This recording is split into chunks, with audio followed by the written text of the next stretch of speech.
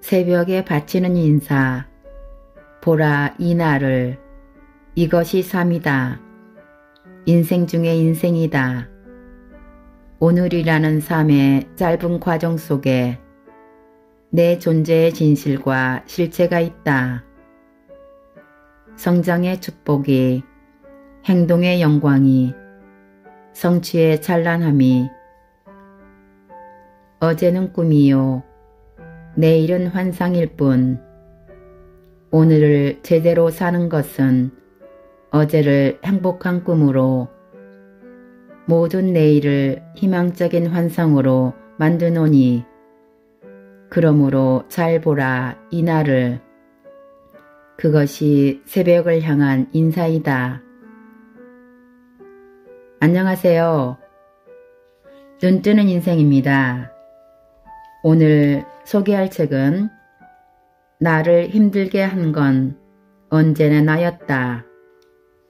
저자는 데일 카네기, 출판사는 예문입니다.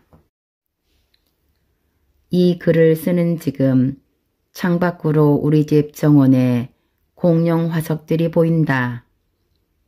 예일대학교 피바디 박물관에서 구입한 것들로 박물관의 큐레이터는 편지를 통해 그 화석들이 1억 8천만 전에 만들어진 것이라고 알려주었다.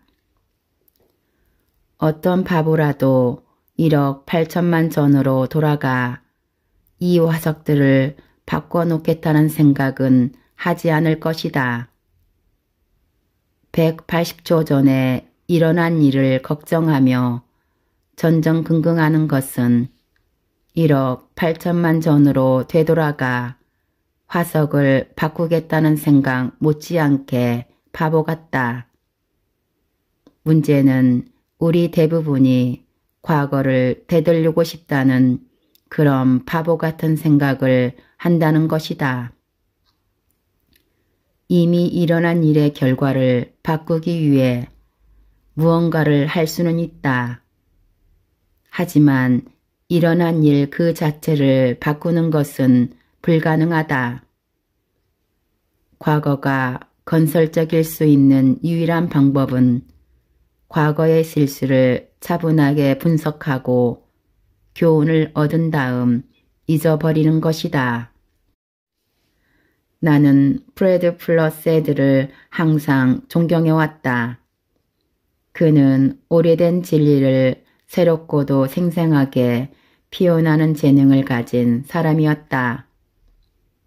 대학 졸업반 학생들을 대상으로 진행한 어느 강연에서 세드는 이렇게 물었다. 톱으로 나무를 잘라본 사람이 있나요? 손 한번 들어보세요. 대부분의 학생이 손을 들었다. 그가 또 물었다. 그럼 톱으로 톱밥을 잘라본 사람이 있나요? 이번엔 아무도 손을 들지 않았다. 당연합니다. 톱으로 톱밥을 자를 수 없는 일이죠. 이어 그는 큰 소리로 말했다. 톱으로 이미 나무를 잘랐기에 톱밥이 있는 것이니깐요. 과거도 마찬가지입니다. 이미 지나간 일, 벌써 저지른 일을 가지고 걱정하기 시작한다면 그건 톱밥에 톱질을 하는 것과 다름없습니다. 야구계의 거장 코니 맥이 81세였을 때 그에게 패배한 경기를 걱정한 적이 있었는지 질문한 적이 있다. 맥은 이렇게 대답했다. 물론이죠. 자주 그랬어요. 하지만 오래전에 그 바보 같은 짓을 그만뒀죠. 그래봤자 아무 소용없다는 것을 깨달았거든요. 이미 흘러간 물로 물레방아를 돌릴 수 없으니깐요. 중국의 철학자 린 위탕의 산문집 생활의 발견에는 다음과 같은 구절이 나온다. 진정한 마음의 평화는 죄악의 상황을 받아들이는 데에서 비롯된다. 그것은 심리적인 에너지의 해방을 의미한다. 바로 그것이다. 죄악의 상황을 받아들일 때 우리는 더 이상 잃을 것이 없게 된다. 잃을 것이 없다는 것은 자동적으로 이제 얻을 일밖에 남지 않았음을 의미한다. 오래전 무일푼의 철학자가 가난한 자들이 사는 어느 황량한 고장을 배회하고 있었다. 어느 날 철학자가 언덕 위에 오르자 사람들이 그를 둘러쌌고 그는 누구나 한 번쯤 들어보았을 역사상 가장 널리 회자될 구절을 그들에게 들려주었다. 그러므로 내일 일을 생각하지 마라. 내일 일은 내일 생각할 것이요. 한날의 괴로움은 그날의 족하니라. 마태복음 6장 34절. 그렇다. 그 철학자는 바로 예수다. 그러나 대부분의 사람들이 예수의 내일 일을 생각하지 마라 라는 말을 제대로 받아들이지 않는다. 사람들은 예수의 이 말씀을 신비주의적인 신앙적 교훈에 불과하다고 생각하면서 내일을 생각해야만 해. 가족들을 위해 보험을 들어야 하고 노후를 위해 돈을 모아야지. 계획을 세우고 미래에 대비해야 해 라고 말하곤 한다. 사람들의 말이 전혀 다른 것은 아니다. 물론이다. 당연히 그래야 한다. 그러나 여기서 짚고 넘어가야 할 것은 성서가 번역되었던 제임스 1세 왕 시대에는 생각한다 라는 단어가 흔히 걱정한다 라는 의미로 쓰이곤 했다는 것이다. 따라서 성서의 현대적 버전은 예수의 이 말씀을 더욱 정확하게 옮기고 있다. 내일을 걱정하지 마라. 내일 혹은 미래를 생각하는 것은 좋다. 주의 깊게 생각하고 계획하며 준비해야 하는 것이 당연하다. 그러나 근심하지는 마라.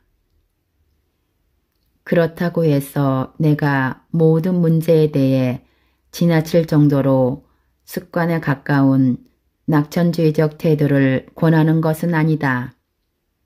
불행하게도 우리의 인생은 그렇게 단순하지 않기 때문이다. 내가 말하고 싶은 것은 부정적인 태도 대신에 긍정적인 태도를 가지라는 것이다. 다시 말해 우리는 직면한 문제들을 걱정하는 것이 아니라 그 문제들에 관심을 가져야 한다. 그렇다면 관심과 걱정의 차이는 무엇일까? 아주 짧은 예를 들어 설명해 보겠다. 나는 꽉 막힌 뉴욕의 도로를 건널 때마다 어떻게 해야 더 빠르게 목적지까지 이동할 수 있을지 생각한다. 이는 차가 막힌다는 문제에 관심을 기울이는 것이지 걱정하는 것은 아니다. 관심이란 문제를 깨닫고 침착하게 한 단계씩 문제를 풀어나가는 것이다. 반면 걱정은 미친 듯 헛되이 제자리에서 뱅뱅 도는 것과 같다. 당신은 지금 당신의 문제에 관심을 가지고 있는가? 아니면 단순히 걱정하고 있는가? 다양한 종류의 걱정에 대처하기 위해서는 기본적인 3단계 문제 분석법을 알고 스스로 단련해 둬야 한다. 그 3단계란 다음과 같다. 1단계 사실을 확인하라. 2단계 사실을 분석하라. 3단계 결단을 내리고 실천하라. 너무 뻔하다고? 그럴만도 하다. 아리스토텔레스 시절부터 숱하게 가르치며 배워왔던 것이니까. 그러나 우리를 괴롭히며 밤낮을 지옥으로 만들고 있는 문제들을 해결하고 싶다면 당신과 나 또한 이 방법을 사용해야 한다. 첫 번째 규칙, 사실을 확인하라. 사실을 확인한 것이 왜 중요할까? 사실을 제대로 파악하지 못하면 문제를 현명하게 해결하려는 시도조차 할 수 없기 때문이다. 사실을 모르면 혼란스러워하며 마음을 졸일 수밖에 없다. 내 생각이냐고? 아니다. 25년 전 컬럼비아 대학교 학장을 지낸 허버트 호쿠스의 생각이다. 호쿠스는 이를 통해 20만여 학생들이 걱정거리를 해결하는 데 도움을 주었다. 호쿠스는 내게 이렇게 말했다. 걱정의 가장 큰 원인은 혼란입니다. 세상의 걱정 절반은 결정의 기본이 되는 충분한 지식을 갖추지 못한 채 주먹구구식으로 결정을 내리려 하는 데서 생겨납니다. 예를 들어 다음 주 화요일 3시 정각에 마주하게 될 문제가 있다고 해봅시다. 저는 다음 주 화요일이 올 때까지 어떠한 결정도 내리지 않아요. 대신에 그동안 그 문제와 관련된 모든 사실을 파악하는 데 집중합니다. 걱정 따위는 하지 않아요. 문제를 붙들고 고민하거나 잠을 설치는 일도 없습니다. 오로지 사실을 확인하는 데만 집중하죠. 그렇게 화요일까지 모든 사실관계를 확인하고 나면 문제는 대개 저절로 해결되곤 합니다. 그는 계속해서 말했다. 시간을 들여 편견 없이 객관적으로 사실을 확인하고 그러면 암의 빛이 걱정을 증발시켜 버릴 것입니다. 그러나 우리 대부분은 어떻게 하고 있는가? 자기 생각을 뒷받침해 줄 사실만 사냥개처럼 쫓으며 그 밖에 다른 사실들은 무시해 버리진 않는가? 오로지 자기 행동을 정당화해 줄 사실, 자신의 바람에 강편하게 들어맞고 편견을 옹호해 주는 사실만을 원하는 것이다. 프랑스의 소설가 앙드레 모루아는 말했다. 우리는 우리의 개인적 욕망에 부합되는 것은 모두 진실해 보인다. 그렇지 않은 모든 것은 우리를 화나게 한다. 그러니 문제의 답을 구하는데 어려움을 겪는 것이 당연하지 않을까? 만약 2 더하기 2가 5라고 믿으면서 산수 문제를 풀려고 하면 똑같은 문제가 생기지 않겠는가? 당연히 문제를 풀 수 있을 리 없다.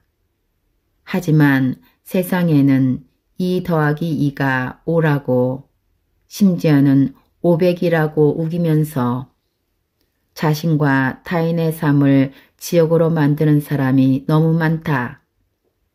그렇다면 어떻게 해야 할까? 우선 사고에서 감정을 분리시켜야 한다. 호쿠스의 말대로 편견 없이 객관적으로 사실을 확인해야 한다. 그러나 걱정이 있을 때 이렇게 하기란 쉬운 일이 아니다. 걱정에 빠지면 감정이 고조되기 때문이다. 이럴 때 문제로부터 한 발짝 비껴서서 사실을 명확하고 객관적으로 보는데 도움이 될 만한 두 가지 방법이 있다. 첫째, 나 자신이 아닌 다른 누군가를 위해 정보를 수집한다고 생각하라. 이렇게 하면 증거에 대해 냉정하고 편견 없는 시선을 갖추고 감정을 배제하는 데 도움이 된다. 둘째, 때때로 나와 반대 입장의 변호사가 된 듯 생각하라. 다시 말해 내 생각과 반대되는 사실들, 나의 바램과 어긋나고 내가 마주하고 싶지 않은 모든 사실을 찾으려 노력하는 것이다. 그러고 나서 나의 입장과 반대되는 입장을 둘 다 적어본다. 그러면 대개 양쪽 극단 사이 어딘가에 진실이 있음을 깨닫게 된다. 두 번째 규칙, 사실을 분석하라. 내가 값비싼 경험을 통해 알게 된 바로는 사실을 글로 적은 후에 분석하는 편이 훨씬 쉽다. 실제로 사실을 종이에 적으며 문제를 명확하게 기술하는 것만으로도 합리적인 결정을 내리는데 큰 도움이 된다. 세 번째 규칙, 결단을 내리고 그것을 실행하라. 확고한 결론에 도달하지 못하고 미친 듯이 제자리를 뱅뱅 돌다 보면 신경쇠약에 걸려 인생이 나락에 빠지게 된다. 일단 명쾌하고 확실한 결정을 내리는 것만으로도 걱정의 50%는 없앨 수 있다. 그리고 그 결정을 실천하기 시작하면 나머지 40%도 사라진다. 다음 4단계를 거치는 것만으로도 걱정의 90%가 사라질 것이다. 1단계, 걱정하고 있는 것들을 정확하게 적는다. 2단계, 그와 관련해 내가 할 수 있는 일을 적는다. 3단계, 무엇을 할지 결정한다. 4단계, 결정한 바를 즉시 실행에 옮긴다. 미국의 심리학자이자 철학자인 윌리엄 제임스는 이렇게 말했다. 일단 결정을 내리고 실행할 일만 남았다면 결과에 대한 모든 책임과 근심은 완전히 잊어버려라. 즉, 사실에 기초하여 신중하게 결정했다면 행동으로 옮기라는 뜻이다. 더는 생각하지 마라. 걱정으로 인해 머뭇거리다가 되돌아가려 하지 마라. 다른 의심들을 부르는 자기 불신에 빠진 나머지 스스로를 잃지 마라. 자꾸 되돌아보지 마라. 언젠가 미국 오클라호마에서 가장 유명한 석유 기업가 중 한 명인 웨이트 필립스에게 어떻게 결정을 실행에 옮기는지 물어본 적이 있다. 그는 이렇게 대답했다. 문제에 대해 생각하고 또 생각하다가 어느 선을 넘으면 걱정과 혼란이 생깁니다. 그때부터는 더 이상의 조사나 생각은 오히려 해가 되고 말아요. 결정하면 절대 뒤돌아보지 말고 실행해야만 하는 시점인 겁니다. 당신은 소란스러운 도시 한가운데서 내적 평화를 유지할 수 있는가? 당신이 평범한 사람이라면 대답은 분명히 그렇다일 것이다. 우리 대부분은 생각보다 강하다. 아마 한 번도 꺼내보지 않았을 내적 능력을 당신은 갖추고 있다.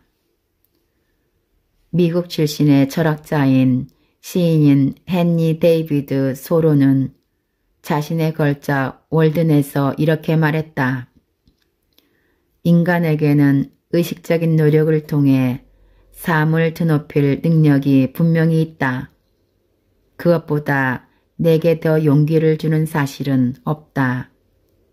만약 누군가가 꿈을 향해 자신 있게 걸어가며 바라는 삶을 살기 위해 노력한다면 그는 언젠가 예기치 못한 순간 성공에 다다를 것이다. 바쁘게 사는 것만으로도 걱정을 몰아낼 수 있는 것은 왜일까? 심리학자들이 밝혀낸 가장 기본적인 법칙에서 그 이유를 찾을 수 있다. 즉, 아무리 똑똑한 사람도 한 번에 한 가지 이상 생각하지 못한다는 것이다. 믿기지 않는가? 그렇다면 한 가지 실험을 해보자. 지금 당장 의자에 몸을 기대고 앉은 뒤 눈을 감고 자유의 여신상과 내일 아침에 할 일을 동시에 생각해보라. 두 가지 생각을 번갈아가며 할 수는 있지만 동시에 둘 다 생각할 수는 없었을 것이다. 감정의 영역도 마찬가지다. 흥미진진하게 느껴지는 어떤 일을 활기차게 열정적으로 하면서 동시에 걱정에 시달리는 것은 불가능하다. 한 가지 감정이 다른 감정을 몰아내기 때문이다. 이 단순한 발견으로 인해 전쟁 시기 군의관들은 기적을 행할 수 있었다. 흔히 신경증 환자라 불리었던 전쟁의 경험으로 인해 큰 충격을 받은 환자가 오면 군의관들은 계속 분주하게 움직여라 라고 처방을 내렸다. 그들은 깨어있는 시간 동안 계속해서 바쁘게 지내도록 하라는 처방이었다. 눈 뜨는 순간부터 계속해서 낚시나 사냥, 야구, 골프, 사진 촬영, 조경, 댄스 같은 야외 활동을 하며 하루를 보내게 함으로써 끔찍한 전쟁의 기억을 곱씹을 틈을 아예 주지 않은 것이다. 정신과 의사라면 누구나 바쁘게 사는 것이야말로 신경성 질환에 가장 좋은 마취제라고 말할 것이다. 미국의 시인 헨리 롱펠로는 아내와 사별한 후 그 사실을 스스로 깨달았다. 어느 날 롱펠로의 아내는 촛불로 복납을 녹이던 중 옷에 불이 옮겨 붙는 사고를 당한다. 비명을 듣고 그가 달려갔으나 아내는 끝내 세상을 떠나고 말았다. 그 끔찍한 기억으로 인해 롱펠로는 한동안 거의 제정신이 아니었다. 그러나 그렇게 주저앉아만 있기에 그에게는 보살펴야 할 3명의 어린 자식이 있었다. 상실의 슬픔에도 불구하고 그는 아이들의 아버지이자 어머니 역할을 해냈다. 그는 아이들과 함께 산책하고 옛 이야기를 들려주며 놀았다. 그와 아이들이 나눈 애틋한 정은 아이들의 시간이라는 시로 영원히 남아있다. 그는 창작 활동뿐 아니라 단테의 작품들을 번역하기도 했다. 이처럼 분주하게 지내면서 자신이 겪은 고통스러운 일에 대한 생각을 완전히 잊고 마음의 평화를 되찾을 수 있었다. 영국의 시인 알프레드 테니스는 그의 가장 친구 아서 할람이 세상을 떠나자 이렇게 말했다. 절망으로 말라 죽지 않으려면 행위에 몰두해야만 한다. 열심히 일하거나 일과를 행하는 동안에는 대부분이 어렵지 않게 행위에 몰두한다. 정작 위험한 것은 바로 일을 마치고 난 뒤의 시간이다. 자유롭게 여가를 즐기며 행복해야 할 시간에 걱정이라는 우울한 악마가 찾아오는 것이다. 지금 잘 살고 있는 것인지 틀에 박힌 생활은 아닌지 오늘 상사가 한 말에 어떤 속뜻이 있었을지 자신이 점점 매력을 잃어가고 있는 것은 아닌지 등등 온갖 회의를 품게 된다. 한가할 때 우리의 마음은 진공 상태에 가까워진다. 물리학을 배운 사람이라면 자연은 진공을 싫어한다 라는 아리스토텔레스의 말을 들어봤을 것이다. 일상에서 흔히 접할 수 있는 것 중 가장 진공 상태에 가까운 것이 백열전구의 내부이다. 필라멘트를 오랫동안 사용하기 위해 백열전구의 유리구 속은 기체가 없는 진공 상태로 만들어진다. 당연히 이 백열전구를 깨트리면 빈 공간은 공기로 채워질 것이다. 이러한 자연작용은 마음의 빈 공간을 채우기 위해 일어나기도 한다. 무엇으로 채워질까?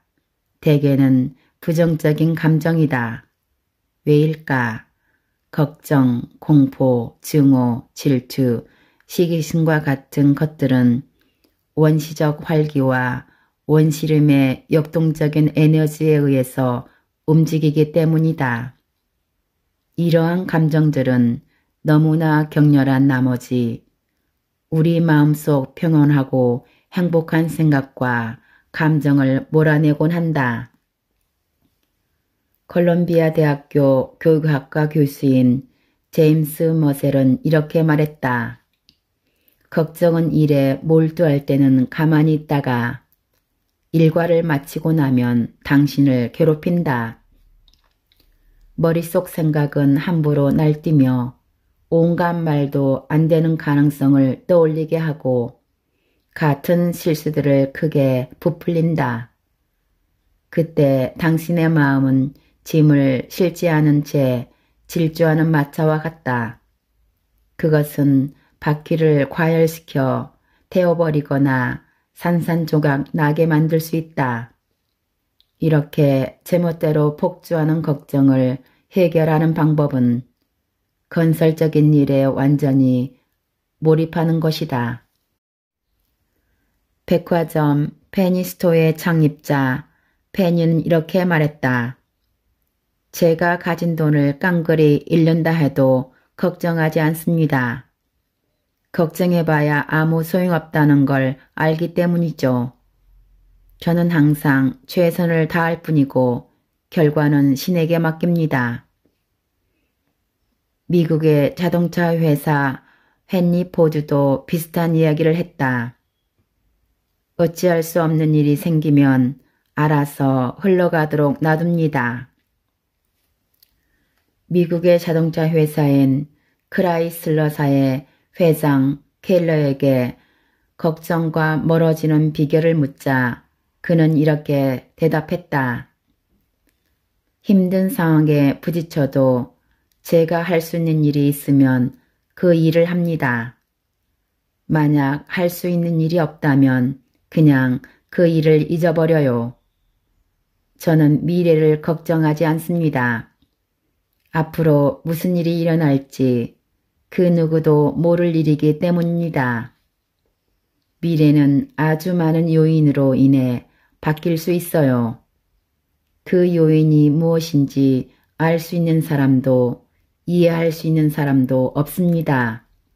그러니 왜 걱정을 하겠습니까? 로마 사람들에게 켈러는 이렇게 가르쳤다. 행복에 이르는 길은 단 하나. 우리의 의지로는 어쩔 수 없는 것들에 대한 걱정을 멈추는 것이다. 피할 수 없는 일들에 맞서 싸우는 동시에 새로운 삶을 창조할 만큼 넘치는 감정과 활력을 지닌 사람은 없다. 우리는 둘 중 하나를 선택해야 한다.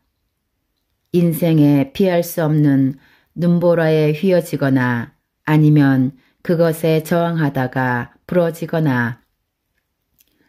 나는 미주리에 있는 농장에서 그러한 일을 본 적이 있다. 농장에 20그루 정도의 나무를 심었더니 처음에는 나무들이 놀랄 만큼 빠르게 자랐다. 그러다 눈보라가 몰아쳐서 큰 가지, 작은 가지 할 것 없이 두꺼운 눈과 얼음에 뒤덮였다. 나무들은 가지를 굽히기보다는 완고히 저항하다가 무게를 이기지 못하고 부러지거나 꺾였다. 이 나무들은 북쪽 숲의 지혜를 알지 못했던 것이다. 나는 캐나다에 있는 상록수 숲을 수백 마일이나 여행해 봤지만 눈이나 얼음 때문에 가문비 나무와 소나무의 가지가 부러져 있는 것은 한 번도 보지 못했다. 상록수들은 가지를 휘거나 굽히는 법, 피할 수 없는 것을 받아들이는 법을 알고 있었다. 브라질 유술 사범들은 제자들에게 오크나무처럼 버티지 마라, 버드나무처럼 휘어져라 라고 가르친다. 자동차의 타이어는 거친 길 위에서 수많은 충격을 받으면서도 내달린다. 어떻게 그럴 수 있을까? 처음에 제조업자들은 노면의 충격에 저항하는 타이어를 만들고자 했다. 그 타이어는 곧 갈길이 찢어지고 말았다. 그래서 그들은 노면의 충격을 흡수하는 타이어를 만들었다. 그러자 그 타이어는 견뎌냈다. 우리 또한 험한 인생길에서 충격과 덜컹거림을 흡수하는 법을 배운다면 더욱 오래 순조로운 여행을 즐길 수 있을 것이다. 소크라테스의 죽음은 십자가에 못 박힌 예수의 죽음을 제외하고 역사상 가장 유명한 죽음으로 꼽힌다. 그의 죽음에 대한 플라톤의 묘사는 인류 문학사상 가장 감동적이고 아름다운 구절 중 하나이다. 100만 년이 지나도 사람들은 그 구절을 읽고 마음에 새길 것이다. 맨발의 늙은 소크라테스를 시기하고 질투한 몇몇 아테네 사람들이 날조한 죄를 소크라테스에게 덮여 쓰였고 소크라테스는 결국 사형 선고를 받았다. 그에게 우호적이었던 형리가 독이 든 잔을 건네며 이렇게 말했다. 어쩔 수 없는 일이라면 담담하게 받아들이십시오. 소크라테스는 그렇게 했다. 그는 평온하게 체념하며 죽음을 맞이했던 것이다. 어쩔 수 없는 일이라면 담담하게 받아들여라. 예수 그리스도가 태어나기 399년 전에 등장한 이 한마디야말로 지금처럼 걱정 많은 세상에 절실히 필요한 말이 아닐까. 지난 8년간 나는 걱정을 없애는 방법과 관련된 책이나 기사라면 모조리 찾아 읽었다. 내가 발견한 걱정에 관한 최고의 충고가 무엇인지 궁금한가? 다음의 문장을 욕실 거울에 붙여놓고 세수할 때마다 보면 마음속 걱정도 함께 씻어낼 수 있을 것이다. 돈으로도 살 수 없는 가치가 내재된 이 기도문은 유니언 신학대학 교수인 칼폴 라인홀드 리벼 박사가 썼다. 주여, 우리에게 우리가 바꿀 수 없는 것을 평온하게 받아들이는 은혜와 바꿔야 할 것을 바꿀 수 있는 용기, 그리고 이 둘을 분별하는 지혜를 허락하소서. 영국의 소설가 로버트 루이스 스티븐스는 말했다. 짐이 아무리 무겁더라도 누구나 해질 저녁까지는 옮길 수 있다. 아무리 힘들어도 누구나 하루 동안은 일할 수 있다. 해가 떨어지기 전까지는 누구나 거뜬히 자물성 있게 성실하게 순수하게 살 수 있다. 그리고 이것이 삶이 진정 의미하는 전부다. 그렇다. 이것이 삶이 우리에게 요구하는 전부이다. 윌리엄 오슬러는 이렇게 말했다. 어제와 내일의 철문을 닫고 오늘의 충실한 삶을 살아라. 과거에 대한 마음의 짐과 미래에 대한 두려움을 못 이기고 무너져 버린 사람들, 신경과민과 정신적 문제를 가진 환자들이 오늘날 병원 침상의 절반을 차지하고 있다.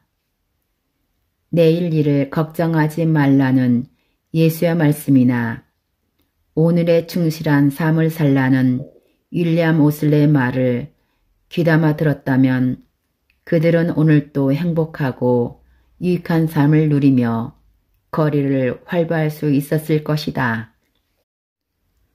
인간성에 관해 내가 하는 가장 비극적인 사실 중 하나는 우리 모두에게 삶을 미루는 경향이 있다는 것이다. 지금 이 순간 창밖에 피어있는 장미를 만끽하기보다는 지평선 넘어 있을지 모르는 환상적인 장미 정원을 꿈꾼다. 우리는 왜 이렇게 애처로울지 많지 어리석은가? 캐나다의 소설가, 경제학자 스티븐 리콕은 이렇게 말했다. 우리의 짧은 인생은 얼마나 이상하게 흘러가는가. 꼬마일 때는 내가 크면이라고 말한다. 그러다 크고 나면 내가 어른이 되면이라고 하고 어른이 되면 내가 결혼하면이라고 한다. 결혼하고 나면 또 어떻게 되는가? 내가 은퇴할 때가 되면으로 바뀐다. 그러다 정말 은퇴할 때가 되어 살아온 자리를 뒤돌아보면 남은 것 하나 없이 찬바람 부는 썰렁한 광경일 뿐이다. 어째서인지 모든 것을 놓치고 모두 사라져버린 것이다. 인생이란 매일 매 시간의 삶 속에 존재한다는 것을 우리는 너무 늦게 배운다. 이제 행복을 위해 싸우자. 즐겁고 건설적인 생각을 할 수 있게 해주는 하루 프로그램을 실행하면서 우리의 행복을 위해 맞서 싸워보자. 이 프로그램의 제목은 오늘만큼은 이다. 오늘만큼은 프로그램은 너무나도 유익한 것이어서 나는 그 내용을 수백 장 복사해서 사람들에게 나누어 주었다. 이것은 시빌 파트리지가 36년 전에 만든 것으로 이것을 따르기만 하면 대부분의 걱정은 사라지고 프랑스인들이 말하는 삶의 기쁨을 풍족하게 누릴 수 있을 것이다. 오늘은 행복하겠다. 대부분의 사람은 마음먹은 만큼 행복하다라는 링컨의 말은 사실이다. 행복은 내면에서 나오는 것이지 외부에서 얻어지는 것이 아니다. 오늘만큼은 기대치에 맞추려 아둥바둥하지 않고 이미 가진 것에 나 자신을 맞추려 노력하겠다. 나의 가족, 일, 운을 있는 그대로 받아들이고 나 자신을 그것에 맞출 것이다. 오늘만큼은 내 몸을 돌보겠다. 몸을 혹사하거나 방치하지 않고 운동하며 잘 돌보고 좋은 음식을 챙겨 먹으면서 나의 몸이 내 삶을 위한 완벽한 장치가 되도록 만들겠다. 오늘만큼은 나의 정신을 단련하겠다. 무언가 유용한 것을 배울 것이다. 정신적인 게으름뱅이가 되지 않겠다. 노력하고 생각하고 집중이 필요한 글을 읽겠다. 오늘만큼은 3가지 방법으로 나의 영혼을 닳겠다. 몰래 선행을 베풀겠다. 또한 윌리엄 제임스가 제안했듯이 마음을 닫기 위해 적어도 2가지 이상 하기 싫은 일을 해보겠다. 오늘만큼은 다른 이들에게 좋은 사람이 되겠다.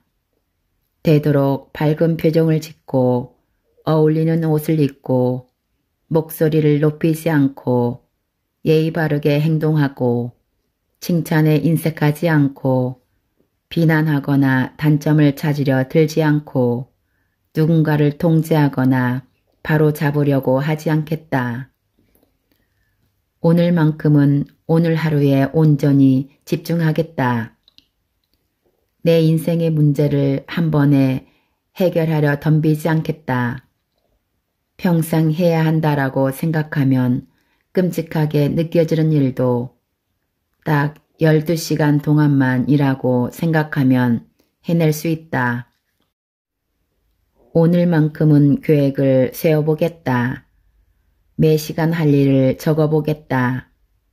계획한 대로 정확히 따를 수 없을지라도 계획을 세우고 그렇게 함으로써 서두름과 망설임이라는 2 골칫거리를 없앨 것이다. 오늘만큼은 30분 동안 조용히 쉬는 시간을 가지겠다. 삶에 대해 조금 더 균형 잡힌 시각을 가질 수 있도록 그 30분 동안 신을 생각하겠다. 오늘만큼은 두려워하지 않겠다. 특히 행복해지는 것을, 아름다움을 만끽하는 것을, 사랑하는 것을, 내가 사랑하는 이들이 나를 사랑한다고 믿는 것을 두려워하지 않겠다. 영국의 사상가 존 런스키는 오늘이라는 단어가 새겨진 작은 돌 조각을 책상 위에 올려놓았다. 내 책상 위에는 그 같은 돌 조각은 없으나 매일 아침 면도할 때마다 볼 수 있도록 거울에 시 한 편을 붙여두었다. 그 시는 인도 극작가이자 시인인 칼리다사의 작품으로 윌리엄 오슬러가 자신의 책상 위에 항상 놓아두었던 것이기도 하다. 새벽에 바치는 인사. 보라 이 날을. 이것이 삶이다. 인생 중에 인생이다. 오늘이라는 삶의 짧은 과정 속에 내 존재의 진실과 실체가 있다. 성장의 축복이, 행동의 영광이, 성취의 찬란함이, 어제는 꿈이요, 내일은 환상일 뿐, 오늘을 제대로 사는 것은 어제를 행복한 꿈으로, 모든 내일을 희망적인 환상으로 만드노니, 그러므로 잘 보라 이 날을. 그것이 새벽을 향한 인사이다. 지금까지 나를 힘들게 한 것은 언제나 나였다 해서 일부 요약 발췌하여 읽어드렸습니다. 감사합니다.